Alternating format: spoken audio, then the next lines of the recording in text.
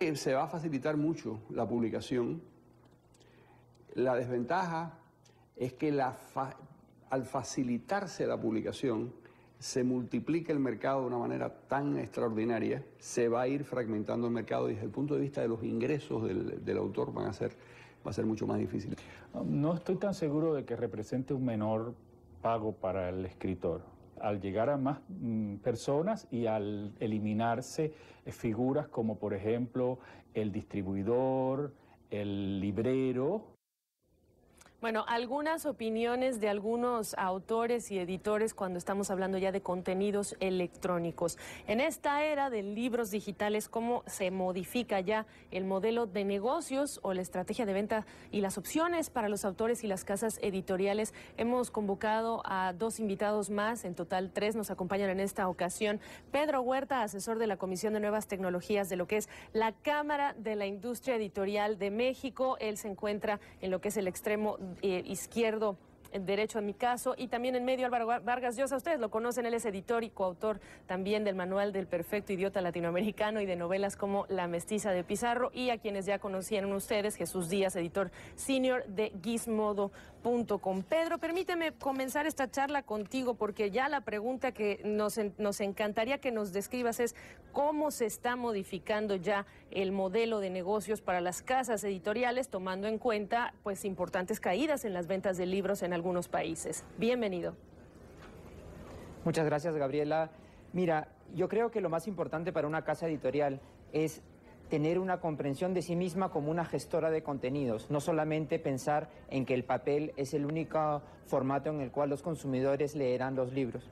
Para eso, nosotros como casas editoriales en México, en España y en toda Latinoamérica hemos estado trabajando en diferentes modelos de negocio, pero que siempre incluyen a la librería como un punto vital y fundamental dentro de lo que es la distribución de los libros. ¿Los libros serán más baratos? Sí. ¿Los libros se seguirán comprando en librerías? Sí. ¿Los libros digitales se seguirán vendiendo a través de páginas web de librerías? Sí. ¿El autor ganará igual o más? También. Lo importante ahora, y esa es la filosofía de las casas editoriales, es ser partícipes muy activos en lo que es el desarrollo del modelo de negocio en Latinoamérica. ¿Y entonces se está consolidando la industria y las casas editoriales en la región?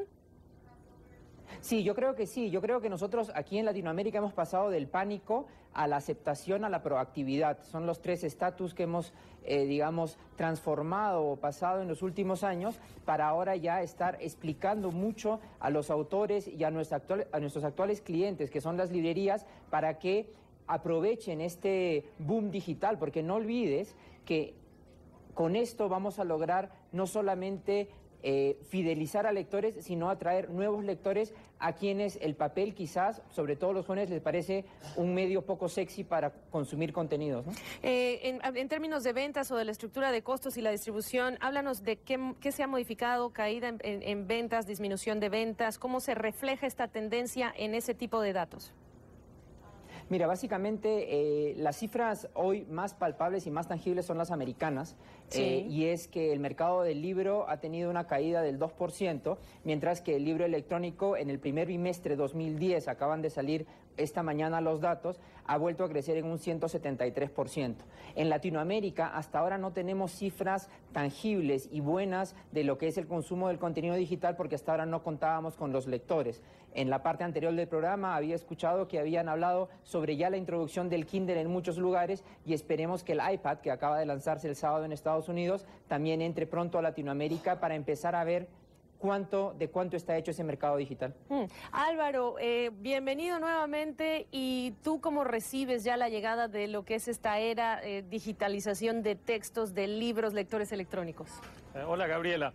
Pues mira, yo creo que a la larga será una gran cosa para nosotros. Va a ampliar el mercado, va a asegurar que una nueva generación y las siguientes de jóvenes que a lo mejor podrían haberse alejado del libro impreso se enganchen a la lectura de libros.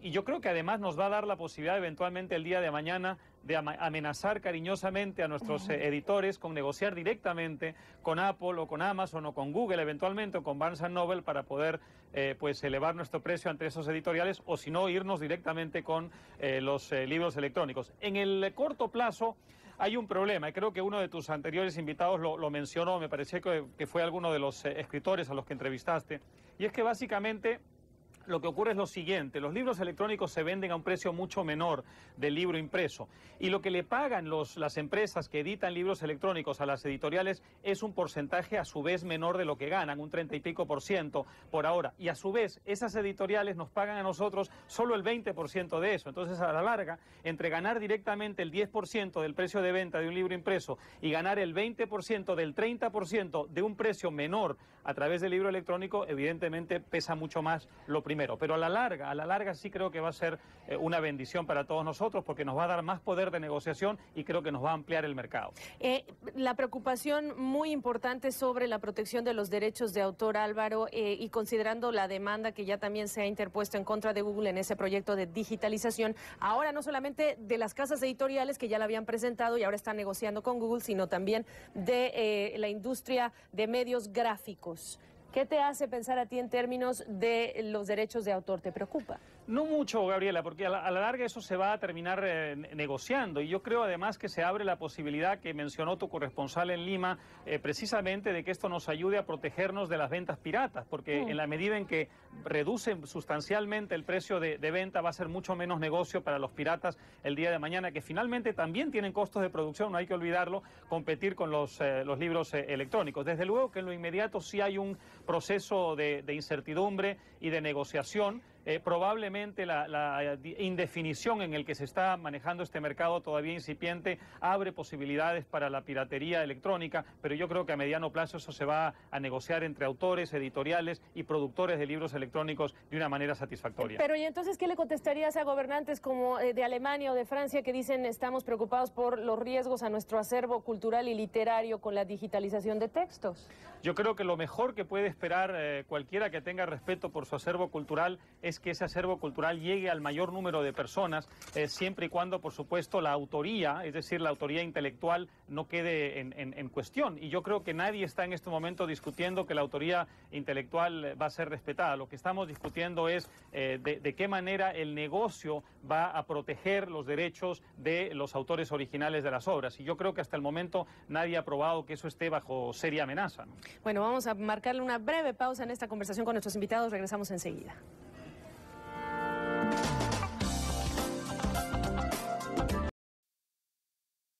La literatura, el deseo de la gente de oír historias, de leer historias, de que le cuenten historias, eso siempre va a existir.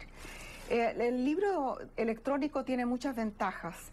El hecho de que puedas tener 20.000 libros en una cajita de este tamaño y viajar con eso y andar con eso es muy bueno, pero hay que acostumbrarse a leer en una pantalla. Y eso a veces es difícil para los viejos como yo, que amamos el papel y amamos las ediciones. Cuando uno recibe el primer libro publicado de la obra, cualquiera que sea, que uno ha publicado, uno tiene una emoción muy especial, que no es lo mismo que cuando uno aprieta un botón y uno ve una presencia virtual de lo que ha escrito. Bueno, estas son las reacciones que despiertan estos textos electrónicos. Jesús, te quiero preguntar a qué velocidad se está dando esta transición en regiones como América Latina y el Caribe versus Europa, Asia o Estados Unidos en particular. Bueno, Estados Unidos, lógicamente, está a la cabeza de todo esto, ¿no? Empezó con el Kindle y ahora con el iPad. Y el resto del mercado pues no está tan rápidamente entrando en el tema. En Europa, por ejemplo, hay países que ni siquiera tienen la tienda de Amazon y no pueden comprar ni el Kindle ni libros. Entonces no hay esa penetración que hay aquí. Y se están dando, sin embargo, proyectos empresariales vinculados a lectores electrónicos. Más compañías, HP y otras que no son tan conocidas en Europa, están desarrollando este tipo de productos, Jesús. HP está haciendo el Slate, por ejemplo, que es un producto parecido al iPad. Y está Sony también con un producto electrónico, está Barnes & Noble con el Nook. Pero estos productos todavía no están a nivel global, a nivel mundial. Es más un mercado en esos momentos más norteamericano que el resto del mundo. Pero lógicamente tardará poco en que todo el planeta se añada a esta ola, ¿no? Pedro Huerta, en México, ¿cuál es el escenario en tiempos que proyectan para considerar un mercado importante de textos y lectores electrónicos en México por lo pronto? Nosotros tenemos la proyección que en 5 años el 10% de nuestro mercado será digital. 10% del mercado. Y en el ámbito legal se están haciendo las discusiones o está la ley preparada para, digamos que estos avances tecnológicos, las compañías siempre se mueven más rápido que la ley en algunos casos. Tienes toda la razón, Gabriela. Gracias a Dios, el CERLALC hizo una reunión hace unas 2 o 3 semanas aquí en México, justamente sobre el tema de los derechos digitales, donde reunió a todas las agencias de ISBN, que es el código del libro, de toda Latinoamérica, justamente para que sean ellas las que propulsen e impulsen que la legislación también esté acorde a los tiempos. Álvaro Vargas Llosa, ¿hay algunas resistencias todavía, no solamente generacionales, sino, como decíamos y escuchábamos, el papel versus la tablilla o la pantalla en la adopción de estas tecnologías? ¿Qué piensa tu padre, por ejemplo? Yo creo que sí la hay, no solo mi padre, sino toda su generación y también la generación de Isabel Allende, a quien tuviste hace un momento, sí, precisamente diciendo eso, ¿no? Es decir, es muy difícil para quienes crecieron y se formaron con el libro físico, con el papel y además con la idea de que el valor físico de ese papel aumentaba con el tiempo, acostumbrarse a una pantalla electrónica. Sin embargo, creo que es inevitable y que a la larga, si queremos que las futuras generaciones lean cada vez más, tenemos que abrazar con alborozo la llegada del libro digital. Eso no significa que va a desaparecer el libro físico. Probablemente va a quedar luego de una larga competencia porque efectivamente todavía el libro electrónico ocupa un porcentaje muy pequeño del mercado. A la larga va a quedar confinado el libro físico a un mercado más pequeño, pero probablemente más precioso y más valorado aún, precisamente porque va a ser más pequeño por quienes amamos el papel, y el otro mercado lo que va a permitir es que lleguemos a un público aún mayor. Bueno, queda tiempo para una última reflexión de cada uno de los invitados. Marcamos una pausa, regresamos.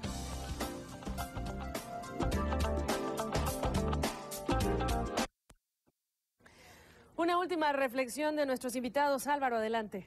Cómo no, pues yo creo que a la larga esta es una buena cosa, Gabriela. En lo inmediato, pues quizá perdemos un poco en términos de precio y porcentaje, pero lo vamos a ganar en volumen, vamos a enganchar a nuevos lectores y además como autores vamos a tener un poder de negociación probablemente aún mayor en el futuro. Jesús Díaz.